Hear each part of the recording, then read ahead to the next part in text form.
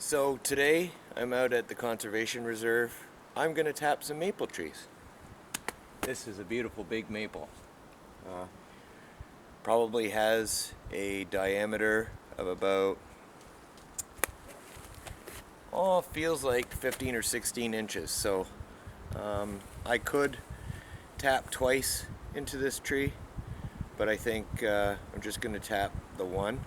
I'm gonna set 5 up today.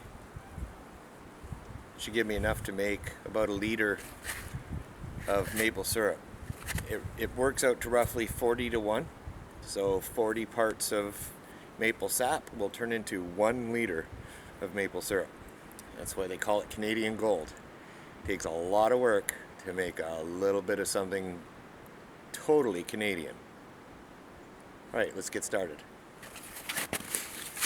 I purchased a kit. It has 5 2-gallon pails. These are food grade. This is not recycled plastic. It's brand new. It's food grade. It's sort of semi-transparent, so as I'm approaching the trees that I tap, I'll be able to see how full they are.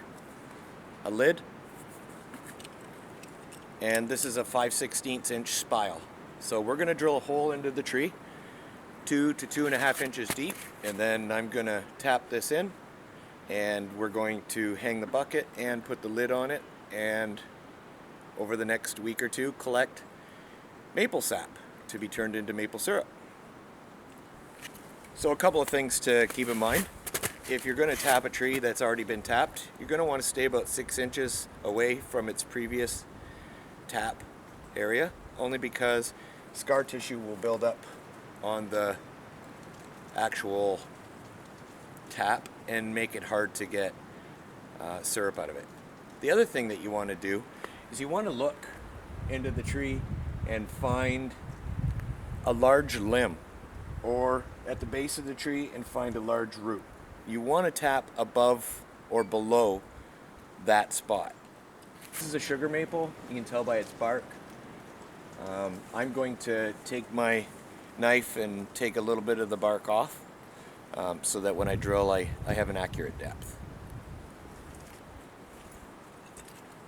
I don't have my big survival knife. I'm just going to use my trusty old Swiss Army knife. Alright, so I can see the meat of the tree here.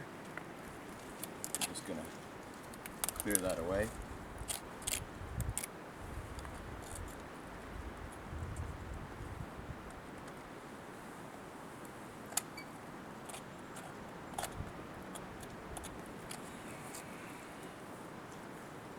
Take my drill, and I'm going to drill on a little bit of an upward angle. I'd like that to help flow.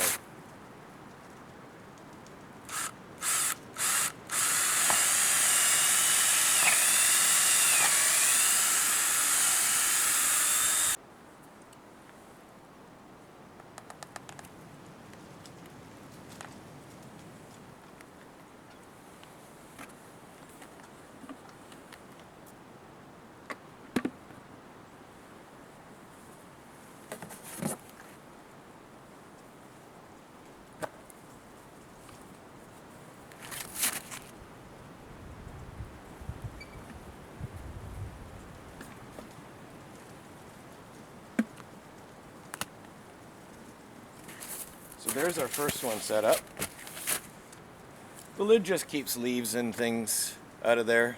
You want to check these things fairly regularly because you don't want to have a squirrel or a chipmunk or something that's gotten nosy or can smell it. And it takes a while sometimes for the sap to flow. Some trees are going to be better suited to producing syrup or sap than others. So there's our first one. We will leave that and move on to the next one. So you can see there's one there. One there. So the pair of them over there. And then we have another one right here. And then just past that, off in the distance, through the trees, you can see the bucket of the other one. I'll move around this tree. there's that one. So there's all 5 put up. Now we wait. Now, I believe this is a pair of maples. And this is, in fact, where our shelter is. So, I've been using the same area to do my training as I have used for sugar maple and maple syrup gathering. And again, we are now almost 2 weeks later, and the shelter has in fact survived quite nicely. You can see all the debris now from me making it. The snow is melting on the outside there. I don't know if you can see the difference in levels. It's a little lower on this side and higher on this side because this has actually been insulated from all that wonderful 10-degree+ Celsius weather we've been having. But it's in great shape. It hasn't lost its shape. It hasn't been knocked over. The wind hasn't blown it over. My ridge pole is strong enough to bear the weight of everything. So that's good. I doubt you'd have to wait 2 weeks for rescue, but if you did, this shelter would have afforded you some safety. That was just a side note. Alright, well, we will come back and check on these maple syrup buckets tomorrow.